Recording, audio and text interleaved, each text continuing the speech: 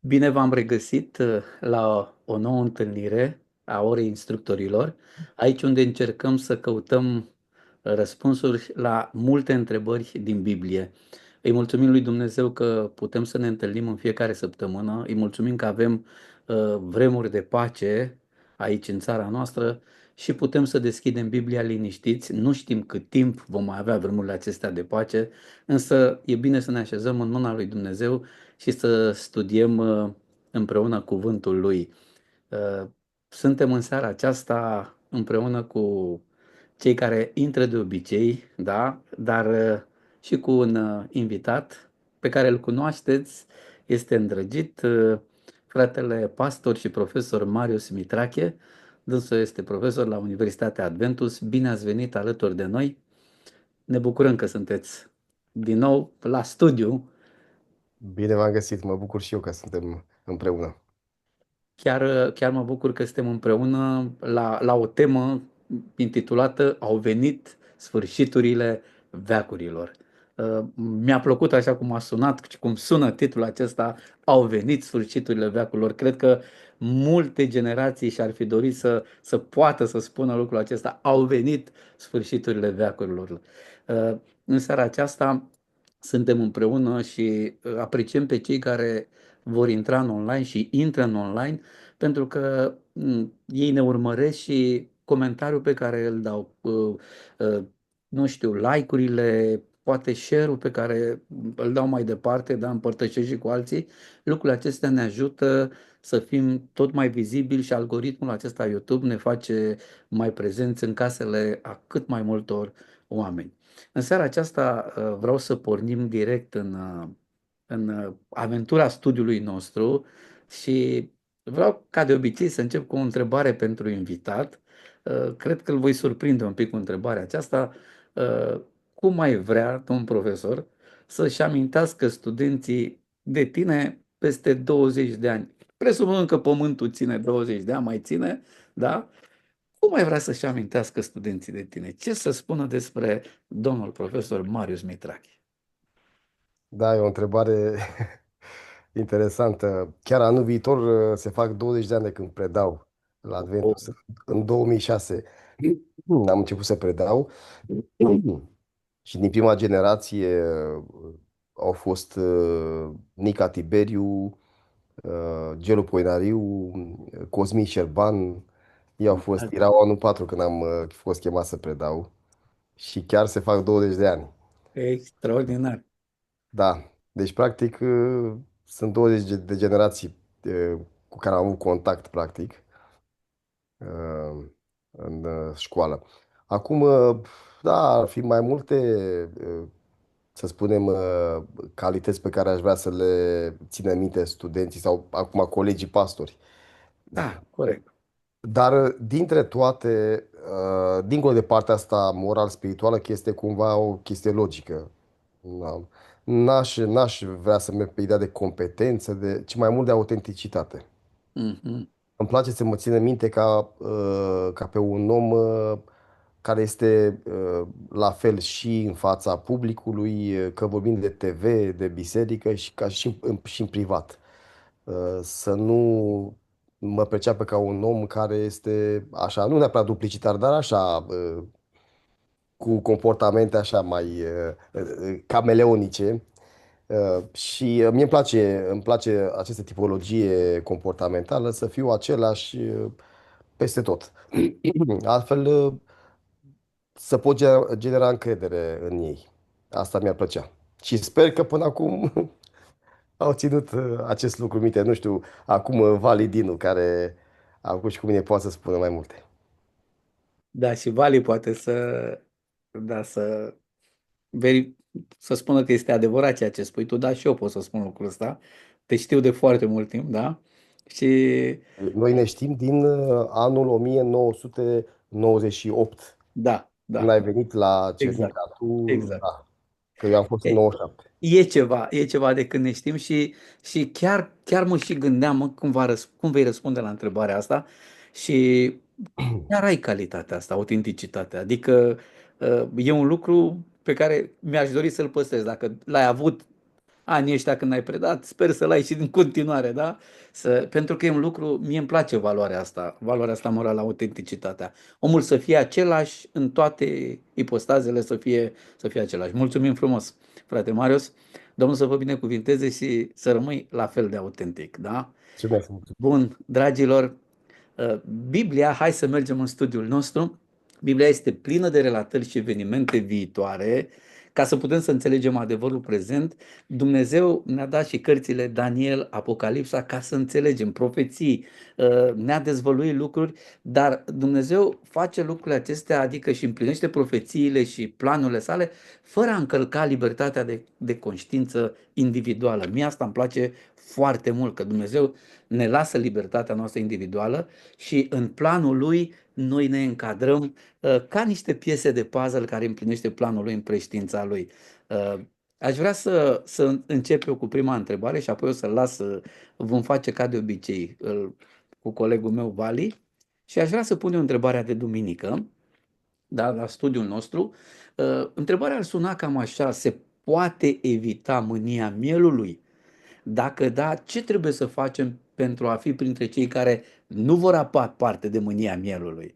Da, în capitolul respectiv se vorbește despre mânia mielului și haideți să vedem cum se poate evita și dacă da, cum să facem și noi parte din acea categorie.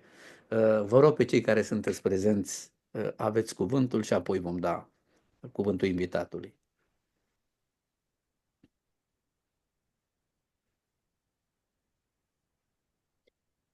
Se Deci, poate evita mânia mielului, pentru că noi știm, odată cu căderea primilor noștri părinți în păcat, în neascultare, și noi ne naștem în acea stare de păcat și avem nevoie de schimbare prin Domnul nostru Isus Hristos, faptul că Dumnezeu și-a ținut promisiunea și a venit în lumea noastră, s-a întrupat ca să ne fie mântuitor, să ne spele de păcat, să ne dea un exemplu viu de ascultare de Tatăl. Deci și noi putem să venim la El, așa păcătoși cum suntem, și să credem în jertfa sa mântuitoare, să credem în puterea pe care El ne-a făgăduit-o în ascultare, pentru că El ce a promis se ține de cuvânt, pentru că El la plecarea sa, după ce și-a ispășit, după ce s-a adus ca jertfă pentru păcatele noastre, mielul lui Dumnezeu care ridică păcatul lumii, și s-a înălțat la cer, El a dat o făgăduință extraordinară că atunci când va veni El, va veni în același fel cum l-am văzut mergând la cer. Deci, prima făgăduință s-a împlinit ca jertfă și dacă ne punem toate speranțele și rămânem în El așa cum rămâne mlădița în butuc, luând, hrănindu-ne din acea sevă dumnezească, vom fi părtași de slavă dumnezească după promisiunile sale. Doar mulțumim în Iisus Hristos este putere. foarte frumos, mulțumim, sora Cornelia. Dacă mai sunt și alte răspunsuri, vă rog. Eu aș pleca de la premiza enunțată aici în lecțiune. Așa, Ei par să știe ce se întâmplă și se referă la cei pierduți. da, da. Uh, Îi surprinde și nu îi surprinde evenimentul revenirii și, mă rog, dezlănțuirea mâniei mielului. Și lucrul acesta, dacă vă amintiți, este enunțat este amintit și în Erickson. Revelația primară și revelația secundară. Și se afirmă că toți știu, toți au cunoștință. Numai că trebuie să există o scânteie care să-i determine pe oameni să ia poziție de partea lui Dumnezeu. Și nu ne putem, cel puțin în privința noastră, nu ne putem să ne plângem că nu știm. Știm foarte bine. Numai la capitolul deciziei, al alegerii, aici suntem tributari. Alegând în mod conștient să rămânem de partea mielului, atunci vom putea să ne ferim de furia sa finală. Foarte frumos. Deci să trecem de partea mielului, nu? Foarte bine. Mai sunt răspunsuri? Ce ar trebui să facem? Să fim în acea categorie? Dacă nu sunt, Aș Atunci, mai spune doar o idee, dacă se vă poate. rog, sigur. Interesant este că Evanghelia este dusă la toate popoarele de pe pământ. Adică nimeni, niciun om, nu poate să spună înaintea lui Dumnezeu că el nu a auzit mesajul chemării lui Dumnezeu, mesajul mielului, mesajul la pocăință. Așa că omul în alegerea lui poate să răspundă, să creadă sau nu. Am Dar înțeles. mesajul este dus în toată lumea. Deci fiecare om va fi responsabil de alegerea lui, nu? Asta vrei să Da. spuneți până la urmă. Da, mulțumim frumos. Frate Marius, cum să vedem asta? Se poate evita mânia mielului? Biblia vorbește despre asta. Și cum să fim noi în categoria dacă da? Păi ar trebui să vedem în ce context apare această expresie, mânia mielului. Și este pasajul din cartea Apocalipsa, din capitolul 6, versetul 16. Este partea peceții a șasea. Noi știm că în capitolul 6, 7 și 8, prima parte, sunt cele 7 peceți. Iar noi, vorbim noi cu ocazie, noi suntem cumva adepții interpretării istoriciste a cărții Apocalipsa și credem că cele 7 peceți acoperă toată perioada creștină, de la începutul ei până la încheierea istoriei. Și dacă ne uităm la pecetea a șasea, este exact în pragul celei de-a doua venire și practic pecetea a șaptea este practic a doua venire cu tot ce înseamnă și mileniu și tot. Și sunt două întrebări pe care le găsim aici puse. Cine va, de fapt o întrebare, cine va sta în picioare?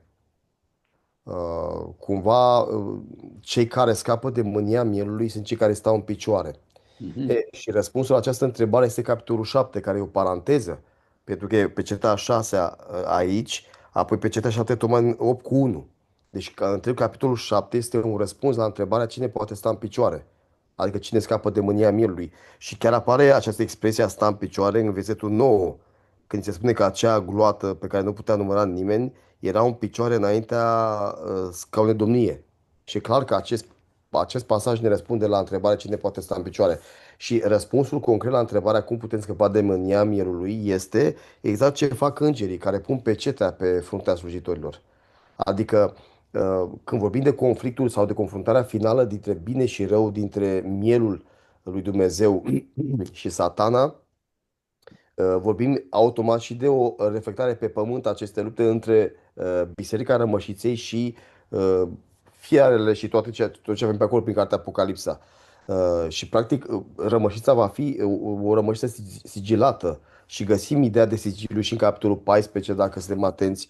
Deci practic asta este cel puțin când vorbim despre partea finală, este ideea de sigilare, de pecete sau că e același lucru, pecete sau sigiliu.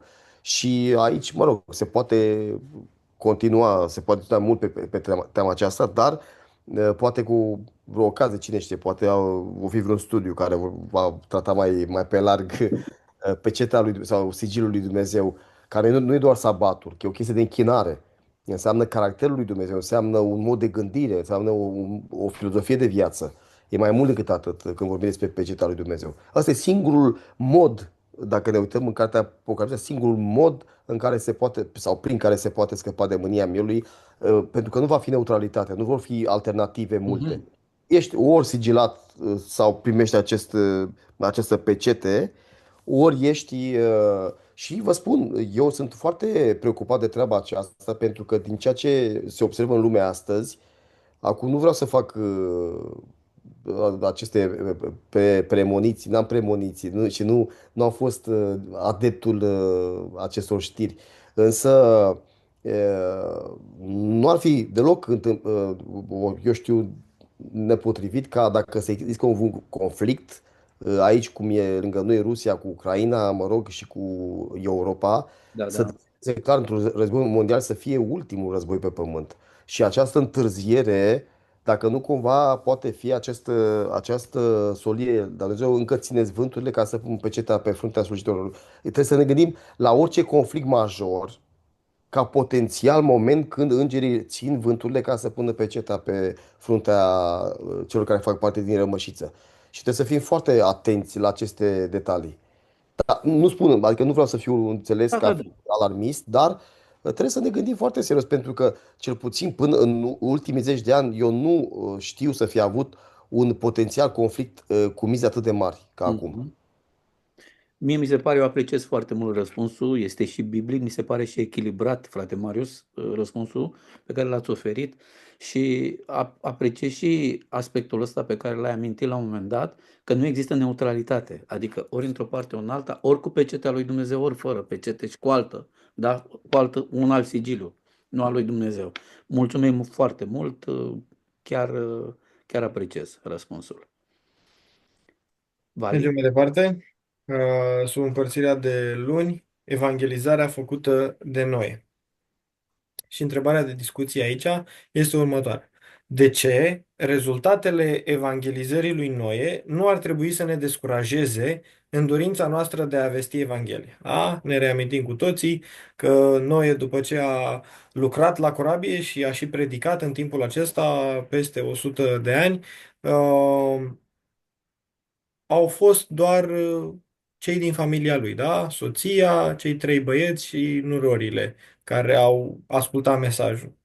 Și cineva ar putea să se descurajeze. Dacă noi, după 100 și ceva de ani de predicare, doar ăsta a fost rezultatul, la ce să mai merg eu și să spun despre Dumnezeu, da?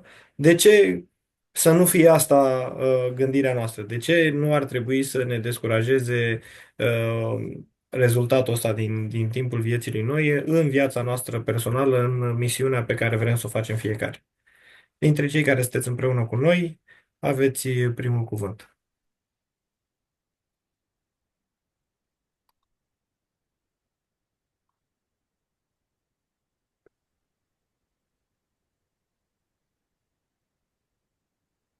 E chiar un Am răspuns avut, la, Ziceți, frate Viorel. e chiar un răspuns la întrebarea pe care ai pus-o în Ioan 4:37, la nota de subsol. Căci în această privință este adevărat zicerea. Unul seamănă, altul seceră. Mhm.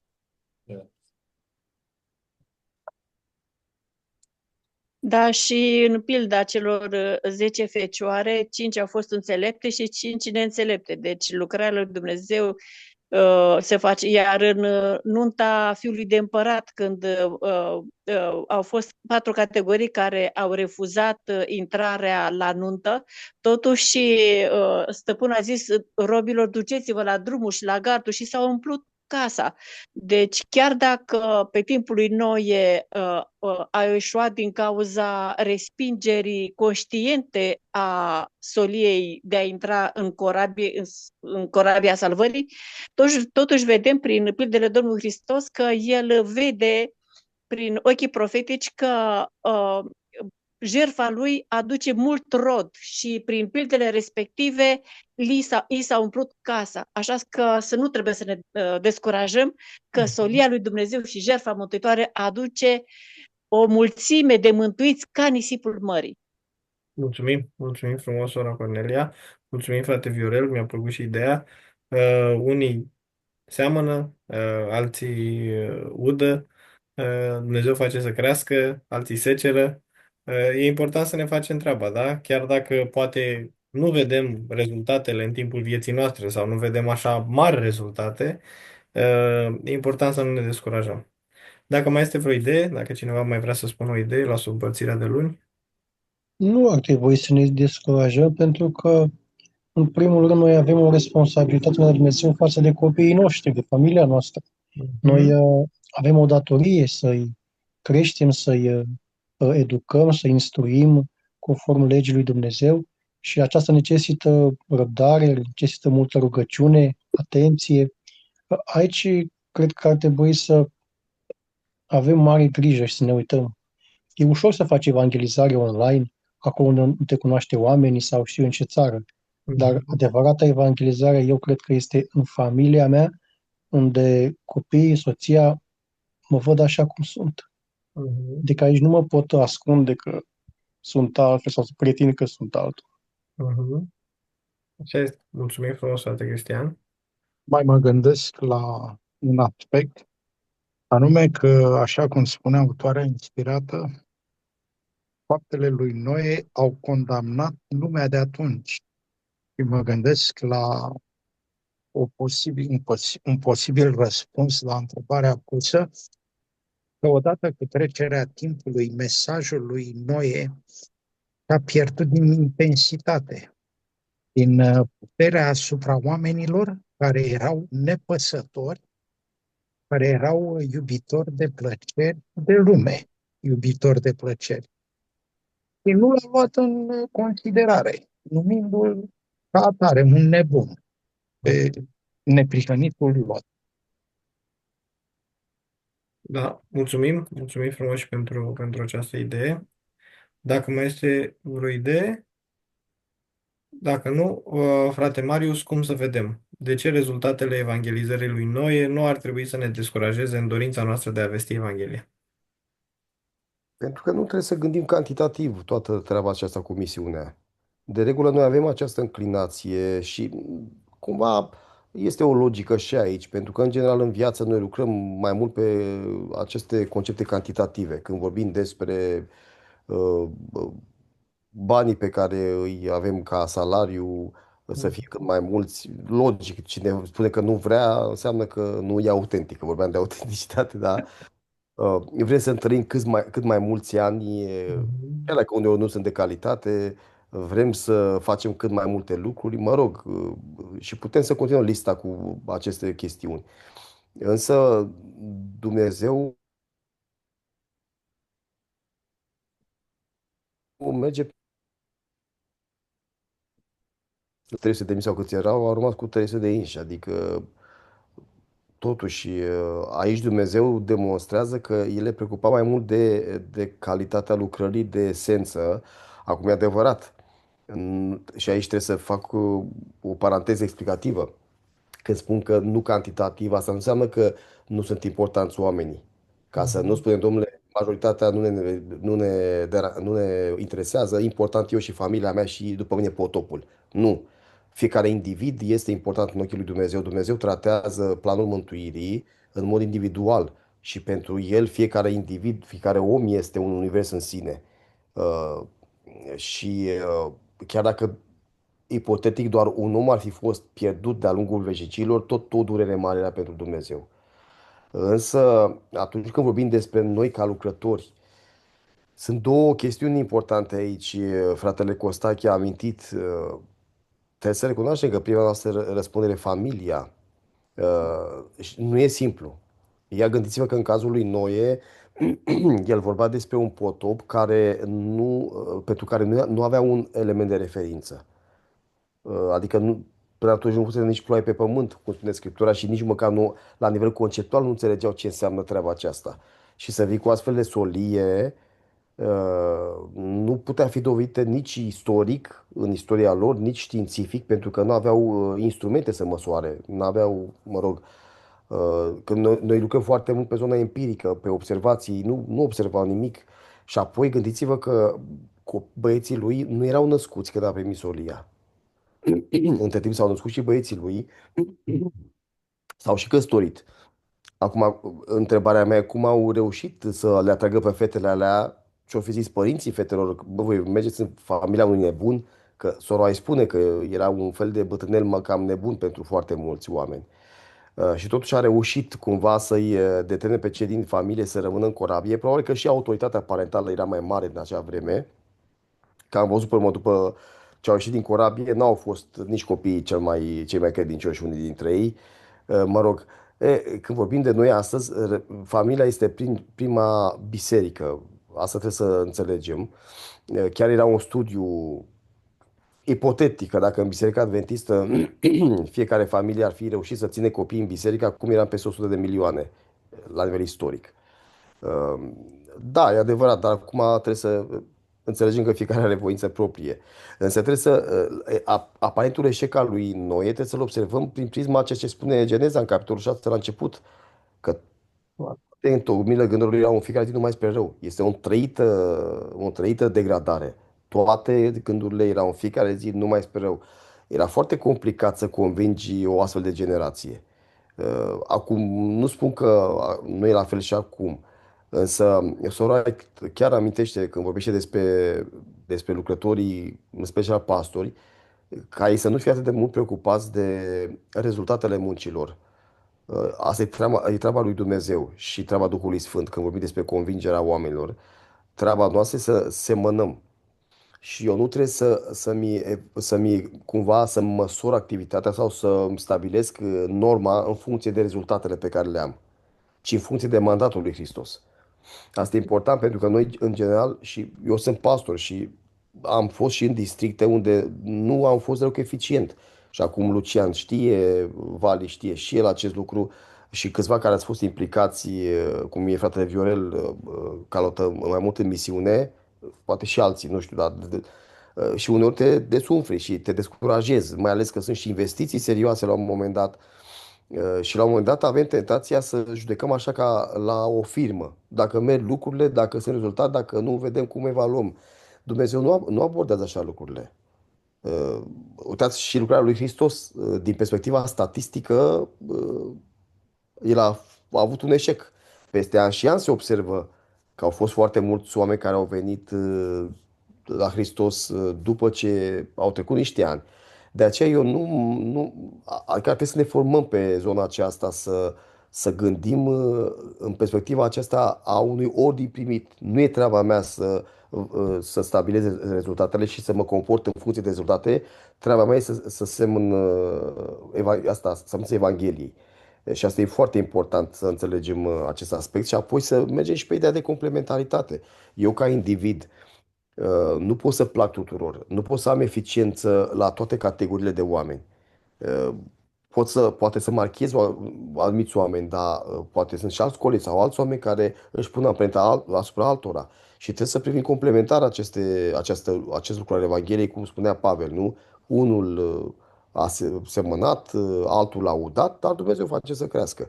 Și apoi și închei ideea mea, nu știu cine, ori sora Tufi și ori sora Viorica spunea la un moment dat, de faptul că există cele două dimensiuni ale misiunii sau evangelizarea este una activă, atunci când facem planuri serioase, concrete, unde să mergem, ce să facem, și cea pasivă, care înseamnă viața trăită în familie, la serviciu, la școală sau oriunde îmi desfășor activitatea și eu cred că aia are o pondere mai mare la nivelul vieții noastre, că noi doar în puține cazuri noi facem o evangelizare activă. În cele mai multe cazuri noi trăim printre oameni și viața noastră îi va convinge mai mult pe oameni. Și cred că acolo, uitați-vă la Hristos, el convingea nu atât de mult doar prin predicarea sa, prin viața lui, că era cunoscut. Și eu cred că asta ar trebui să ne ghideze mai mult, mai ales că sunt mai mulți factori de care depindem și noi suntem un factor cu care poate crea probleme, dar sunt și oameni, au voințe libere. Nu le putem băga pe gât Evanghelia, să-i forțăm, că orice relație forțată va eșua într-un final. Da. Iar când vorbim de copiii noștri, orice părinte creștin își dorește ca ai lui copii să fie în biserică, să încheie legământ cu Dumnezeu și să ajungă în ceruri, pentru că asta înseamnă răspunderea. Da, ei nu stai noștri, ne-au fost împrumutați pentru o vreme, cum spunea cineva, de Dumnezeu. Dar, într-un final, ei vor alege, așa cum în cazul lui Dumnezeu, o treime din îngeri a preferat să plece de lângă el, deși Dumnezeu n-a nicio vină. Noi mai eșuăm ca părinți, dar Dumnezeu n-a eșuat și totuși au plecat și sunt miliarde de îngeri. Adică această libertate de alegere presupune să alegi și partea răului, la un moment dat, să spună lui Dumnezeu. De aceea noi trebuie să luăm în calcul și această problemă a liberului arbitru când vorbim despre evangelizare. Iar în cazul lui noi, și istoric vorbind, și chiar închei acum, uitați-vă că istoric vorbind, la nivelul macroistoric, de regulă, puțini oameni au fost de partea lui Dumnezeu, din nefericire. Asta ne spune Biblia. Așa este. Mulțumim frumos pentru răspuns. Mi-a plăcut ideea aceasta să încercăm să ne recalibrăm gândirea, să ne gândim un pic diferit când vine vorba despre viața spirituală, despre evangelizare, să nu gândim cum gândim în viața materială, în viața matematică, ca să zic așa, unde ne uităm matematic. În viața spirituală ar trebui să gândim un pic diferit. Mulțumim frumos. Mergem mai departe.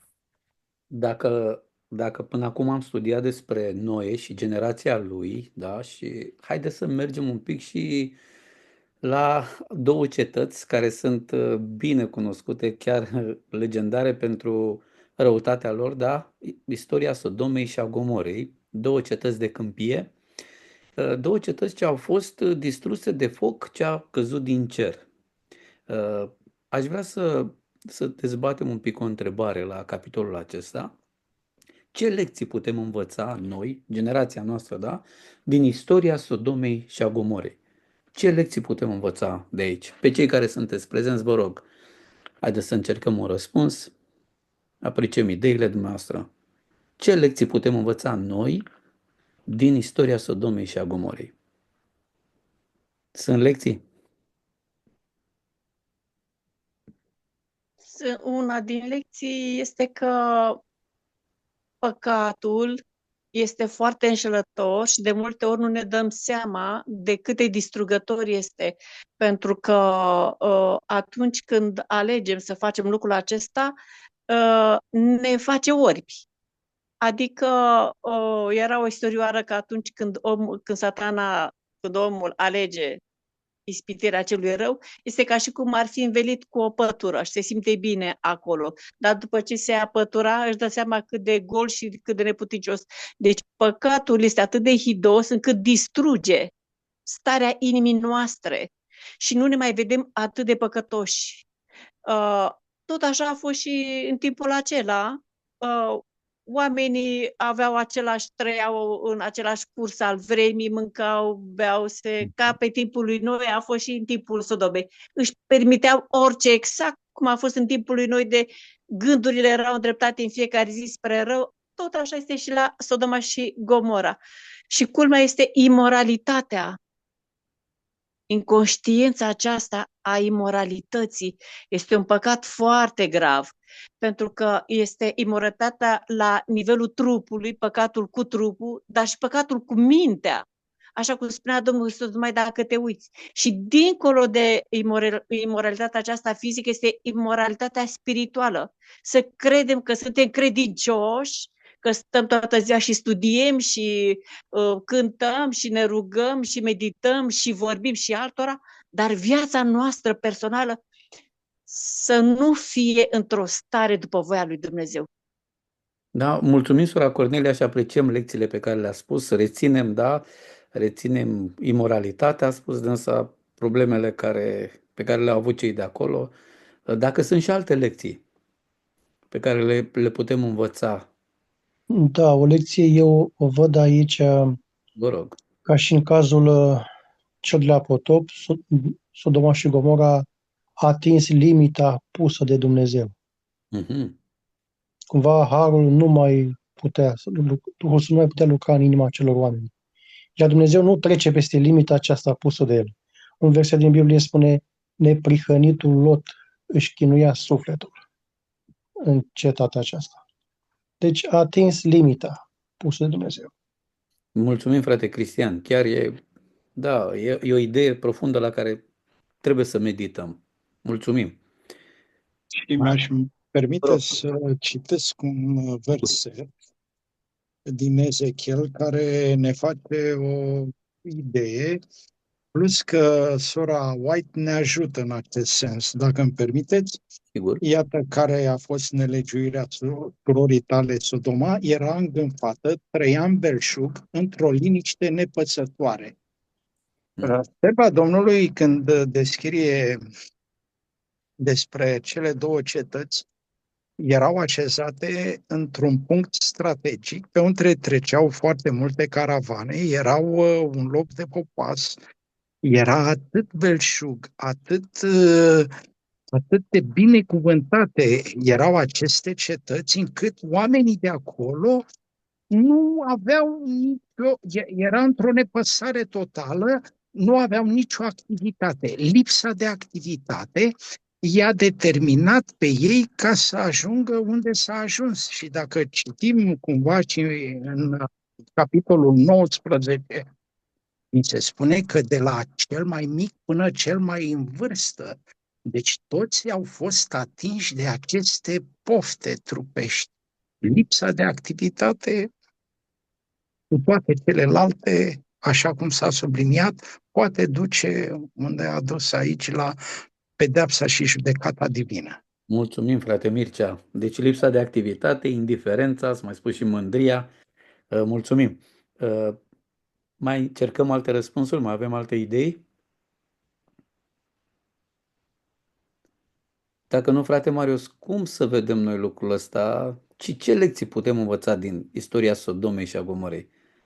Păi, cumva s-au amintit câteva, aș aminti când vorbim despre imoralitatea lor, așa, sunt mai multe zone imorale în antichitate, numai fenicienii, de exemplu. La fenicieni erau, uh, uh, la fel ca în orice popor de atunci, culte ale fertilității, unde imoralitatea sexuală, orgiile, la madianism găsim aceste lucruri. Numai că, spre deosebire de alte popoare, Sodoma a fost foarte agresivă în chestia asta. Foarte agresivă. Agresivitate care a fost cumva imitată de seminția lui Beniamin, ne amintim în Cartea Judecători. Da. Și văd o asemănare cu vremurile noastre unde ai legiferări în această privință, când vorbim despre mișcarea LGBT. Față de orice altă perioadă istorică, în perioada asta postmodernă am avut niște, cel puțin în România am fost mai feriți, dar în Europa, în Statele Unite, în alte părți, Australia, mă rog, au fost legiferări în această privință, ceea ce arată totuși o abordare foarte agresivă.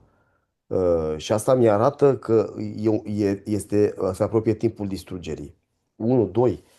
Pasajul pe care l-a citit fratele Costache, dacă nu mă înșel, din Ezechiel mi se pare relevant și cumva se aseamănă cu ce spune Pavel în Romani 1.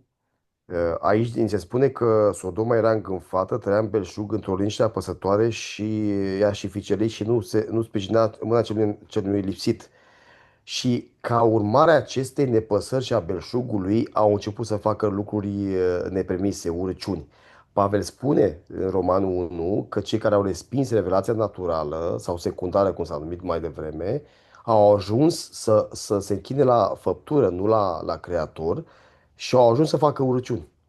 Deci, practic, imoralitatea sexuală în Sodoma a fost mai degrabă o consecință inevitabilă a lenei. Când nu ai ce face, Satana îți dă temă de casă. Și aici mi se pare un element interesant, că acest confort al Sodomei, îngânfarea și belșugul, este similar cu ce se întâmplă în Biserica Laodiceea.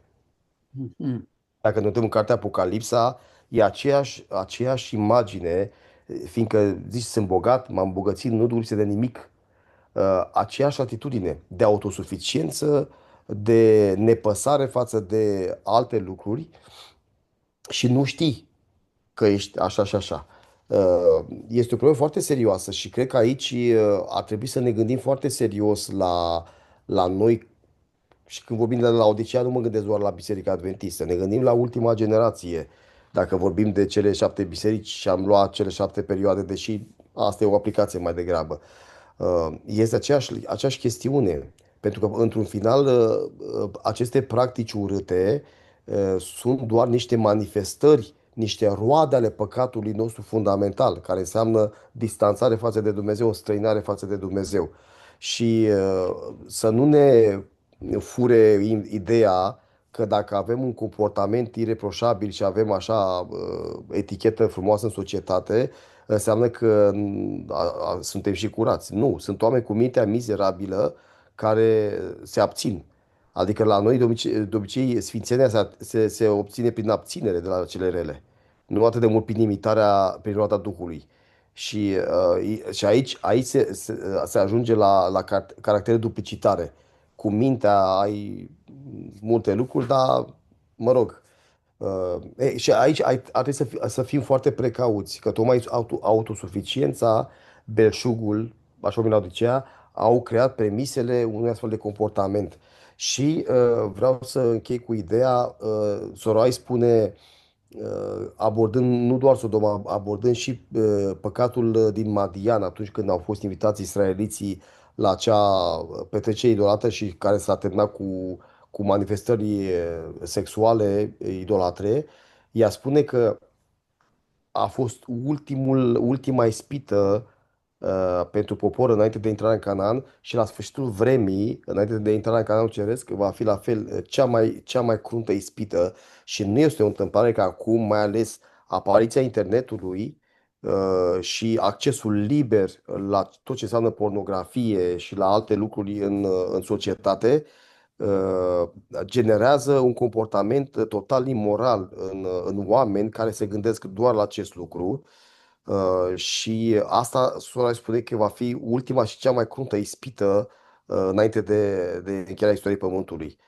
Și aici trebuie să fie foarte multă precauție. Mie mi se pare extrem de important răspunsul pe care l-ai dat și cred că ar trebui să-l revedem pentru că uh, cred că are o greutate mare de tot, da? Și faptul că ne regăsim și se legiferează păcatul ăsta și uh, tot ceea ce ai spus mi se pare fantastic și chiar trebuie să luăm cu seriozitate, cu maximă seriozitate. Nu doar asta, adică să nu ne gândim când vorbim despre imoralitate doar la această imoralitate sexuală Da, da, explicită. da. Nu, gândiți-vă că în ultima vreme, din cauza rețelului de socializare care există, a crescut foarte mult infidelitatea emoțională, care în psihologie și în sociologie, că tu știi mai bine, Lucian, adică se discută foarte mult, chiar la nivelul bisericii, foarte mult și pentru că dacă, de exemplu, eu nu puteam permite să merg să salut pe o altă femeie numai la poarta la ea sau la ușa apartamentului, că era jenant, cum să faci. Dar foarte simplu, pe WhatsApp pot să fac treaba aceasta zi de zi fără să mă amendeze nimeni. Și o problemă aici. Da, adică este deja a scăpat de sub control acest lucru și asistăm la adică se confundă filtrul cu socializarea. Mhm. Are loc o inversiune valorică și acest lucru arată într-adevăr că aici nu mai este Exact, barieră. despre asta spuneam că lucrurile sunt atât de profunde încât și-au atâtea direcții, încât clar ăsta e un semn al sfârșitul vremurilor, nu? Un semn al sfârșitului. Mulțumim foarte mult pentru răspunsuri și celor care ați dat răspunsuri și ție, Marius, să-ți mulțumesc frumos. Mergem mai departe. Mai departe, la împărțirea de miercuri, avem titlul Judecătorul întregului pământ. Da, ne reamintim, studiul vorbește despre Dumnezeu, care este acest judecător. Și întrebarea de discuție ar fi următoarea. Ce anume vă transmite faptul că judecătorul întregului pământ, Dumnezeu, este atât de deschis față de ființele create de el, încât decide să le dezvăluie toate lucrurile înainte de aplicarea pedepsei? Ce vă transmite lucrul ăsta despre Dumnezeu? Cei care sunteți conectați împreună cu noi aveți prioritate.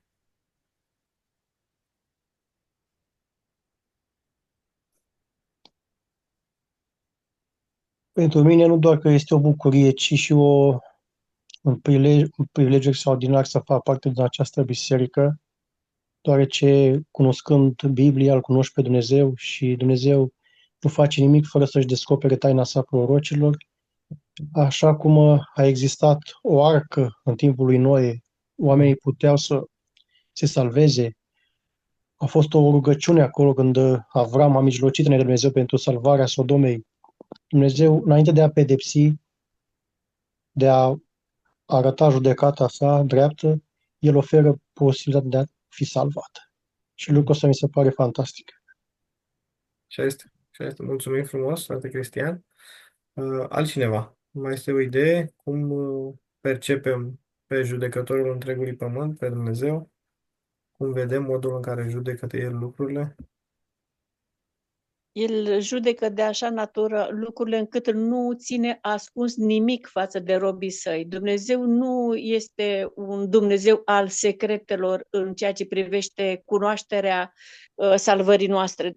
Și mi-a plăcut foarte mult că în întrebările respective între Avram și Dumnezeu, Avram analizează caracterul lui Dumnezeu pentru că știe că este milos, știe că este un caracter drept și că el nu pedepsește așa la grămadă și buni și răi, ci el ține cont de caracterul fiecărui om. Și de aceea pledoaria între Avram și Dumnezeu insistă pe bunătatea și mila lui Dumnezeu, conștient că Dumnezeu în același timp este și drept și că El nu va nimici bunii cu răi la oaltă. Și era ceva în inima lui Avram, acolo în Sodoma era nepotul lui Lot și făcea parte din familia lui și cum putea să stea el liniștit față de rudele lui, față de nepoții lui, față de strănepoții lui și poate că Lot ar fi lucrat acolo și ar mai fi fost și alți oameni buni. Iar Avram nu putea să stea pasiv, ci el și Dumnezeu îl pune la încercare pe Avram. De fapt, este într-un fel un răspuns milă la milă. Avram avea milă de ceilalți și Dumnezeu avea milă de Avram. Așa Dumnezeu minunat avem. Așa este. Așa este. Mulțumim frumos, sora Cornelia. Dacă mai este o idee, Intenția lui Dumnezeu nu a fost aceea de a judeca lumea. Intenția lui Dumnezeu a fost aceea de a petrece veșnicia alături de ei. Numai că răutatea omului a dus, vorbind de cauză și efect, a dus ca Dumnezeu să ia această măsură. Mi-a mai plăcut aici un gând că Dumnezeu nu ne datorează nouă nicio explicație pentru tot ceea ce face. Dar, El nu-și ascunde niciodată față de om făptura pe care El a creat-o, intențiile sale. Restul s-a comentat, s-a discutat. așa este. Mulțumim frumos. Mulțumim frumos pentru idei. Frate Marius, ce vă transmite faptul că judecătorul întregului pământ a decis să dezvăluie toate lucrurile ființelor create? Este clar că acest gest al lui Dumnezeu de a veni să vorbească cu Avram și apoi și îngerii cu Lot. Eu o să vă citesc câteva idei. Capitolul 18 este la indigo cu capitolul 19. Sunt idei chiar la nivel de limbaj similare. Arată că cumva pedeapsa lui Dumnezeu nu este reacția unui orgoliu rănit al lui Dumnezeu. Dumnezeu nu reacționează la rău. El acționează și caută să recupereze cât mai mult. Și asta îmi place mult la Dumnezeu. De aceea și El vine să stea de vorbă cu... Vă amintiți că și în Isaia avem această imagine, veniți totul să ne judecăm. El deși spunea că nu pot să văd unită sărbătoarea cu nelegiuirea, dar hai să vedem. Poate că voi nu înțelegeți, hai să mai încercăm o dată, hai să vedem. Și este planul lui Dumnezeu acesta de recuperare. Ne gândim și la experiența lui Osea, vă amintiți, nu? Atunci când, parcă Osea, nu? Cu Gomera. Cu Gomera, da. Da, O să ia, da. Osea a fost.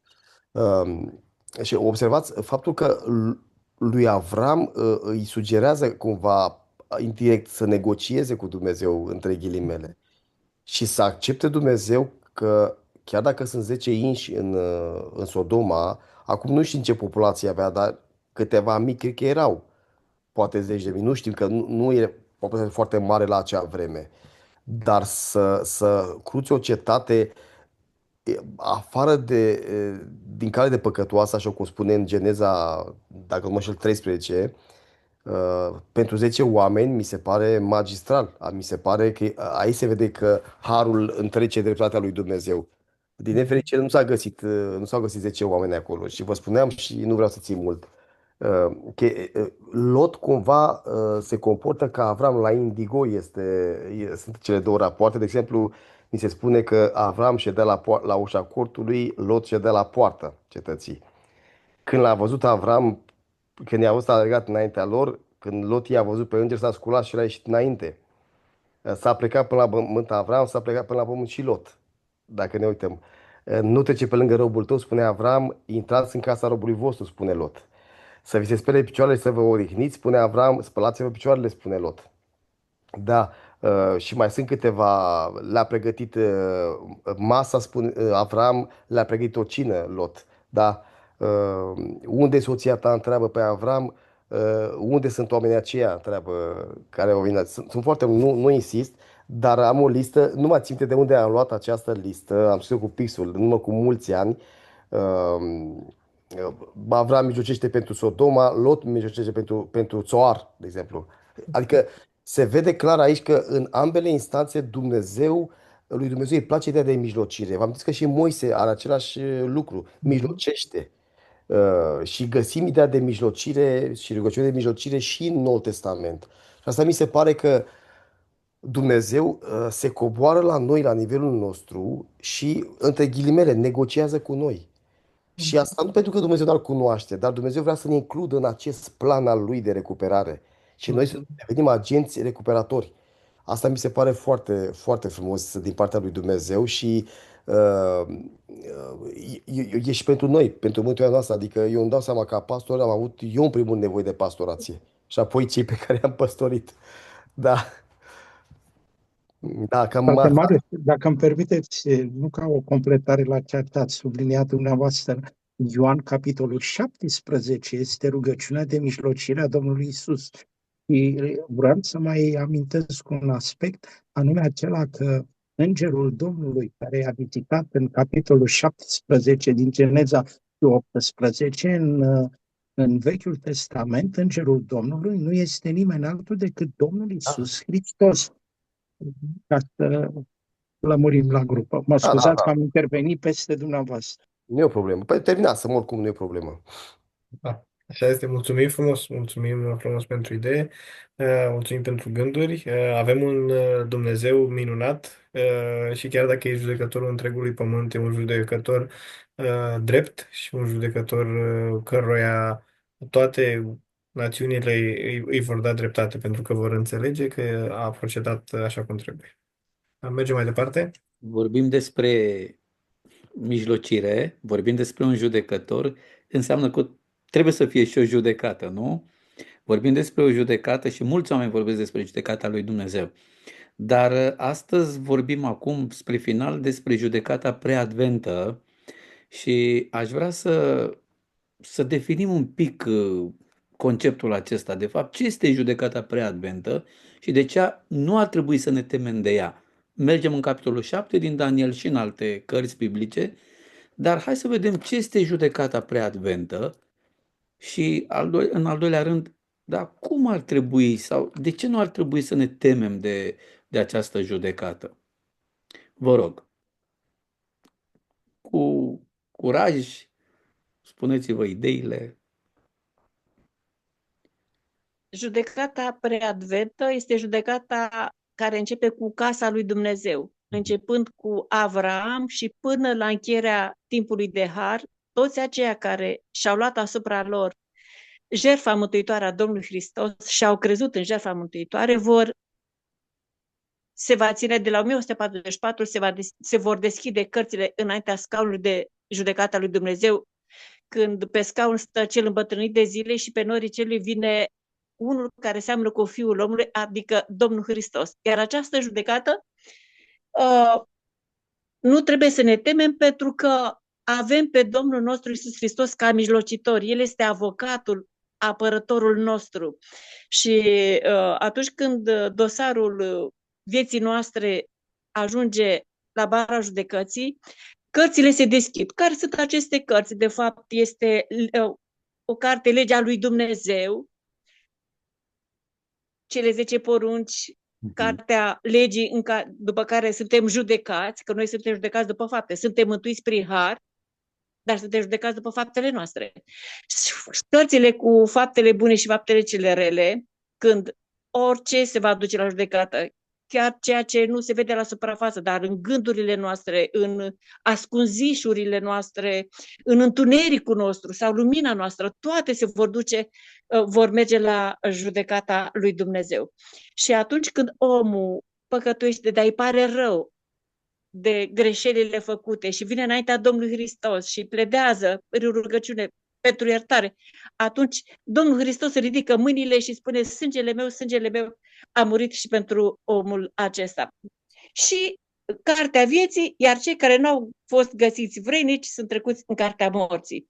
Însă să îi mulțumim lui Dumnezeu că acolo la judecată este Domnul nostru Iisus Hristos în fața Tatălui și El este mijlocitorul nostru, El mijlocește cu însuși sângele Său pentru mântuirea și iertarea noastră.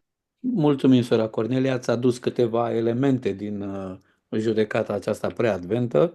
Haideți să construim tabloul mai mult. Cei care mai aveți un răspuns, vă rog. Judecata nu ar trebui să ne înspăimânte, Mhm. pentru că dacă așa cum am văzut și în episodul cu Noe și în cel cu Avram, Dumnezeu ce face în această judecată? Vine prin Domnul Isus Hristos ca să răscumpere, ca să ridice snopul celor legănați, întâiul rod. Aceasta este lucrarea, de aceea n-ar trebui să ne înspăimânte, numai că prin Constituția noastră, prin felul nostru de a fi, noi ne temem de a fi judecați, de judecată. Eu țin minte când eram și am făcut stagiul militar, când venea la apel, vă dați seama, numai să nu fi scos în fața plutonului și să dai raport pentru ce ai făcut una și alta, pentru sâmbătă, pentru vineri seara și alte aspecte. Deci, noi, prin aspectul nostru, prin Constituția noastră, ne temem de judecat. Dar n-ar trebui să ne temem, pentru că avem pe Domnul Iisus ca avocat, ca mijlocitor. Mulțumim, frate Mircea. Da, ați completat tabloul mai mult. Mai sunt alte idei? Dacă nu, frate Marius, mergem la tine. Cum să vedem lucrul acesta? Ce e judecata preadventă și de ce n-ar trebui să ne sperie judecata aceasta? Avem noi în Scriptură, în Evanghelii, dacă nu mă înșel, sau în epistole, parcă, păcatele unora merg înainte la judecată. Mhm. Este clar că atunci când vorbim despre judecata investigativă sau de cercetare, nu vorbim despre o judecată finală, executivă sau executorie, ci vorbim mai mult despre o investigare. Și avem două pasaje în Biblie, unul din Daniel 7, adică în ce constă principalul motiv al acestei judecăți, care surprinde cumva pe cei din poporul lui Dumnezeu. Când în capitolul 7, versetele 21-22, ni se spune: am văzut de asemenea cum cornul acesta a făcut război sfinților și a biruit. Acest război este în contextul marii lupte între bine și rău și implică și niște acuze. Mhm. Da? Până când a venit cel îmbătrânit de zile și a făcut dreptate sfinților. Adică, observație ciudată asta, i-a biruit cornul și logica a fost ca să îi libereze, să-i răzbune, dar nu spune că a făcut dreptate. Ce rost are dreptatea aceasta făcută sfinților într-un context de război în care au fost biruiți? Decât dacă vorbim despre altceva aici, decât despre un simplu război. Și această dreptate făcută sfinților înseamnă că ei au fost acuzați și aduși cumva în instanță pe nedrept. Și mai avem pasajul corespondent în cartea Apocalipsa, în capitolul 20. Vă amintiți că ni se spune în capitolul 20, stați puțin, așa, și a văzut niște scaune de domnie și celor ce au șezut pe ele li s-a dat judecata. Foarte mulți, sau în mentalul foarte multor adventiști, se merge pe ideea că acest verset se referă la faptul că noi vom judeca pe îngeri, pe oameni, mă rog, dar nu despre asta. Gândiți-vă că nu are sens să judecăm noi după ce se încheie harul, în timpul mileniului să mai judecăm noi pe cei care nu sunt mântuiți, pe ce întoarcem vreun caz, se răzgândește Dumnezeu. Adică îți spune Dumnezeu: băi, asta n-am știut-o, măi băieți, uite acum dacă nu veneați voi de pe pământ cu informații în plus, acum avem alte detalii și hai să întoarcem cazurile și să mai aducem din mormânt alții. Nu, niciun caz. Expresia li s-a dat judecată se referă, li s-a dat dreptate, verdictul a fost în favoarea lor. Este din Daniel 7 această imagine. Adică asta e foarte important. Ideea de ședere pe scaune de domnie înseamnă că au primit și un rang, dar judecata a fost în favoarea lor, verdictul. Pentru că marele război între bine și rău începe cu primul acuzat, Dumnezeu, care a fost primul acuzat, și găsim în Romani, găsim un astfel de verset foarte, foarte fain și vreau să-l citesc o clipă. În Roman 3, din câte știu, cu 4, ni se spune așa: ca să fii găsit neprihănit sau drept, de fapt, în limba greacă, drept, în cuvintele tale și să ești biruitor când vei fi judecat. Mhm. Adică Dumnezeu este primul judecat în toată această mare luptă și nu e o întâmplare că la sfârșit toți dau verdictul în favoarea lui Dumnezeu, drepte și adevărate sunt judecățile tale, Doamne. Orice gen nu se va pleca înaintea mea.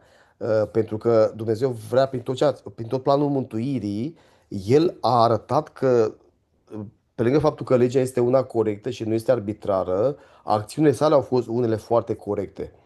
Dar și sfinții care, mă rog, cei mântuiți care sunt ființe care au fost păcătoase, mă rog, sunt achitate prin Hristos. Că aici asta este a face dreptate, nu înseamnă că ei devin sfinți și prin meritele lor primesc verdictul favorabil. Nu. Hristos este acolo cumva esența acestui verdict. Ei, și pe fondul acesta, asta înseamnă judecata aceasta preadventă sau investigativă, mă rog, mai numită. Mulțumim frumos. Acum cred că ne-am edificat, da? Și să înțeleagă bine și oamenii care vor intra în online. Judecată preadventă, judecată investigativă, da? Unde se aduc probe, unde sunt ca în orice altă judecată pământească, unde nu dai, executarea vine mai târziu, după ce s-a terminat investigația. Chiar și ca să nu fie niciun dubiu, Te rog. ne gândim exact la prima solie îngerească, temeți-vă de Dumnezeu și dați slavă că a venit ceasul judecății Lui și acolo a venit, este un timp verbal care înseamnă o acțiune deja petrecută. Mhm. Și dovadă că nu se referă la judecata finală executivă este că este chemarea încă la pocăință și închinați-vă celor ce a făcut cerul și pământul. Faptul că, deși a venit judecata, tu ești chemat să te închini lui Dumnezeu, arată că nu vorbim despre închiderea halului și despre o judecată care presupune executarea unei sentințe, ci o judecată investigativă, o cercetare. Și acolo se iau decizii, acolo se discută, acolo se schimbă destine. Mă rog, în sensul ăsta. Și prima solie îngerească este foarte bună pentru a dovedi cumva biblicitatea acestei judecăți investigative sau de cercetare. Mulțumim, chiar am vrut să punctăm lucrul ăsta ca să se înțeleagă foarte bine. Mulțumim frumos. Haideți să mergem la ultima subîmpărțire. Da, am ajuns la vineri și, ca de obicei, voi citi un pasaj și apoi vom discuta despre acest pasaj, câteva idei scurte și, în final, vom merge la întrebările din Biblie la rând. Înainte să citesc pasajul, vreau să adresez întrebarea care are legătură cu pasajul și anume, ce anume din pasajul pe care îl voi citi vă oferă dumneavoastră speranță? Și pasajul este următor. Prin propria putere, omul nu poate face față acuzațiilor vrăjmașului. El stă înaintea lui Dumnezeu în haine mânjite de păcat, mărturisindu-și vinovăția. Dar Isus, apărătorul nostru, prezintă o rugăciune eficientă în favoarea tuturor acelora care, prin credință și pocăință, și-au predat viața Domnului să le opozească. El le susține cauza și, prin argumentele puternice ale calvarului, îl biruie pe învinuitorul lor. Acesta este pasajul. Ce anume din acest pasaj vă oferă dumneavoastră speranță? Cei care sunteți cu noi aveți primul cuvânt.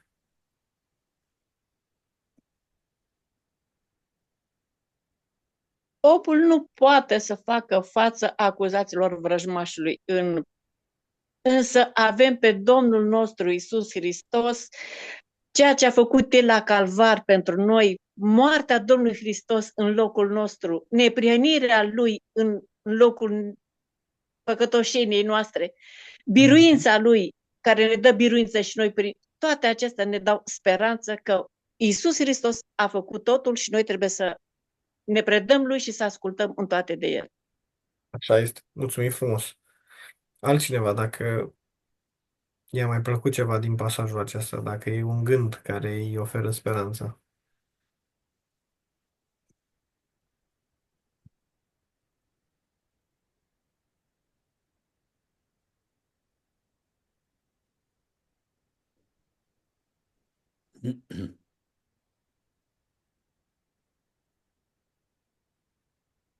Domnul Iisus Hristos, continuând aceeași idee a sorei Cornelia, de fapt, dar în alt termen, este singurul semn să ne asigure nouă, tot păcătoase, mântuirea. În nimeni altul, conform cu Fapte 4:12, în nimeni altul nu este mântuire. Deci numai la Domnul Iisus Hristos, nu prin fapte proprii, ca să nu se laude nimeni, și Domnul Isus Hristos, Fiul lui Dumnezeu. Mulțumim frumos. Mulțumim pentru gând. Dacă mai este cineva cu o idee, dacă nu, mergem la fratele Marius. Frate Marius, când citiți pasajul pe care tocmai l-am citit eu, ce vă oferă speranță? Îmi place mult expresia aceasta de rugăciune eficientă a lui Hristos. Deși ne rugăm și noi, dar nicio rugăciune a noastră, cât de sinceră ar fi, cât de curată, nu are putere juridică. Pentru că Mhm, atunci când vorbim despre iertarea noastră înaintea lui Dumnezeu, vorbim despre un act juridic al lui. De aceea noi suntem declarați de prihăniți. Un act juridic și apoi trăim ca neprihăniți, ca și la căsătorie. Când mhm, ești declarat soție, este o declarație juridică. Dacă mhm, trăiești ca soție înainte să fii declarat juridic, înseamnă concubinaj. După ce mhm, ești declarat soție, atunci trăiești ca soție, da? mhm, Și asta mi se pare foarte important când vorbim despre această rugăciune eficientă, că rugăciunea eficientă trebuie să o interpretăm prin prisma calității lui de ispășire și de mare preot. mhm, Doar așa. Noi nu suntem nici jertfă de ispășire și nici preoți în sensul în care este el mijlocitor, de aceea nu avem eficiență. Rugăciunea noastră e mai mult de o chestie de care țin de relație, nu, mhm, nu de zona juridică. Asta e foarte important să înțelegem și asta îmi place mult. Adică, ia gândiți-vă că în legislația omenească nu găsim nicăieri ideea de iertarea unei călcări de lege în urma rugăminților. Vă rog, iertați-mă.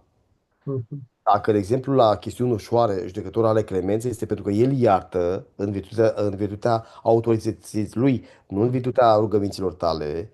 mhm, Dacă, de exemplu, sunt chestiuni mai grave, dar nu atât de grave pe pământ, mai există ideea de amnistie care este în atribuția președintelui statului. Nimeni nu are această atribuție, cel puțin în România.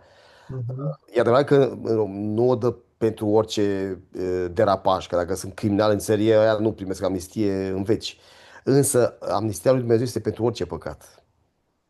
mhm, Adică, ia gândiți-vă la Roman 5, ni se spune că după cum printr-un singur om a intrat moartea în lume și a trecut asupra tuturor, printr-o singură hotărâre de iertare a venit, nu, hai să citesc, Roman 5, printr-o singură, da, o hotărâre de iertare a venit pentru toți oamenii o hotărâre de neprihănire sau de dreptate care dă viața. Pentru toți oamenii, fie că ei cred, fie că nu cred. Faptul că nu mhm, primesc amnistie, această hotărâre este problema lor. De aceea, oamenii nemântuiți nu vor fi cei care au păcătuit, ci cei care au refuzat această amnistie a lui Dumnezeu. mhm, Asta e important și asta înseamnă mântuirea prin credință, nu prin fapte. Nu înseamnă că noi rămânem într-un comportament de așa aberant din punct de vedere moral. Nu asta. Ci mai degrabă noi înțelegem că dacă noi avem un comportament potrivit, asta nu-L obligă pe Dumnezeu să ne ierte comportamentul aberant înainte. Așa cum eu dacă trec pe roșu, m-a prins polițaiul și îi promit că voi trece doar pe verde, asta nu înseamnă că poate fi trecută cu vederea călcarea mea sau trecerea pe roșu. Nu, aia trebuie pedepsită. mhm, Promisiunea mea, de fapt, cum spune Solomon, nu e datoria oricărui om să păzească legea. Asta nu-l cumpărăm pe Dumnezeu. Da? Dar asta îmi place foarte mult și vreau să închei. Îmi place mult ce spune sora White, nu mai rețin unde, că, mă rog, m-a citit de mult. Ea spune că la judecata de cercetare, în primul rând, se va studia, Dumnezeu va judeca fiecare faptă, bună sau rea, prin prisma gradului de apropiere față de Isus Hristos. mhm, Unu și doi, chiar dacă vom fi găsiți curați din punct de vedere comportamental, adică să nu mai comitem păcate, tot avem nevoie de dreptatea lui Hristos, de haina lui Hristos. Că de fapt haina lui Hristos, și avem pilda aceea, vă amintiți, nu? Cu mhm. prietene unde haina de nuntă. Corect.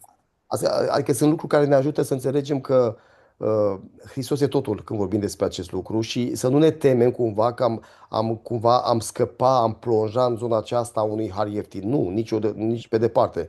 Dragostea autentică față de Hristos nu ne permite să mergem, așa cum e în familie, nu? Mhm, Dragostea autentică nu-ți permite să mergi în zone nepotrivite, da? Adică nu te chinui să fii fidel. Mhm. partener de Exact. viață, că îl iubești. E instinctual acest lucru. La fel, dacă ne chinuim să fim buni, atunci e o problemă acolo care ține de roada Duhului, care nu este în noi, este altceva. Este mai degrabă un fel de, da, nevoință sufletească care, mă rog, Da. Mulțumim, mulțumim. Mi-a plăcut ideea și ideea de rugăciune eficientă juridică, cu caracter juridic, o idee foarte frumoasă și foarte bună de ținut minte. Mergem asta, acum. scuze, asta trebuie explicat la biserici. Pentru că trebuie observat acest lucru la biserici și explicat și insistat pe ideea că Isus, vorbind despre o ispășire înlocuitoare, nu ca exemplu că mai sunt derapaje prin biserici care spun că Isus nu trebuie să moară, că Dumnezeu nu pedepsește, nu trebuie să moară, e doar exemplu. Că noi dacă trăim moral, e bine să explicăm la biserică acest lucru. Mhm. Da, e important, da. E important acest aspect. Bun. Mergem mai departe la întrebările din Biblia la rând. Avem Geneza de la capitolul 39 până la capitolul 45 și capitolul 23 din Cartea Faptele Apostolilor de Ellen White.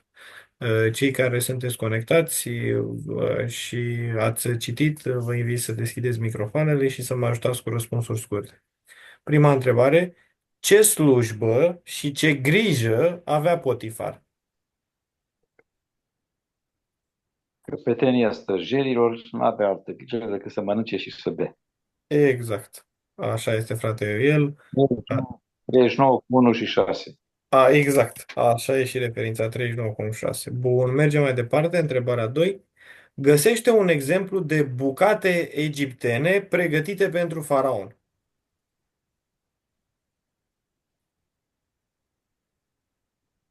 L-ați Tot găsit? felul, Ziceți, poftim. doamna Cornelie. Tot felul de bucate, pâine albă și prăjituri coapte în cuptor.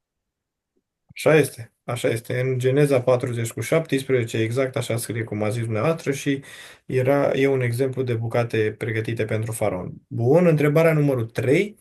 Ce înseamnă faptul că faraon a visat visul de 2 ori?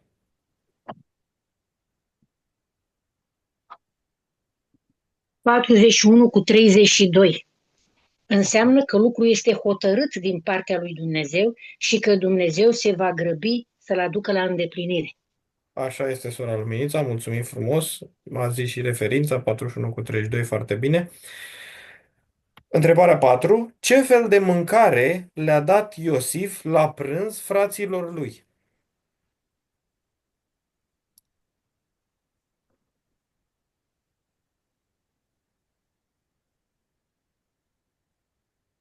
Patruzeci și trei cu 34. Le-a dat din bucatele care erau înaintea lui. Ce mânca el, le-a dat și lor. Și Așa băutură. este. Așa am găsit și eu. Și am mai găsit și în 43,16 când le-a zis ca să taie niște vite. A dat poruncă Iosif ca să facă de mâncare fraților lui. Da. Bun.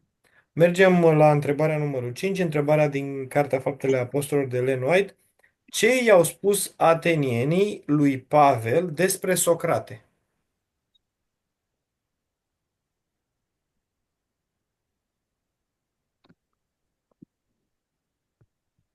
I-au atras atenția asupra soartei lui Socrate, care din cauza că a prezentat Dumnezei străini, fusese osândit la moarte și ei îl sfătuiau pe Pavel să nu-și pericliteze viața în felul acesta. Foarte bine, frate el. Așa am găsit și eu.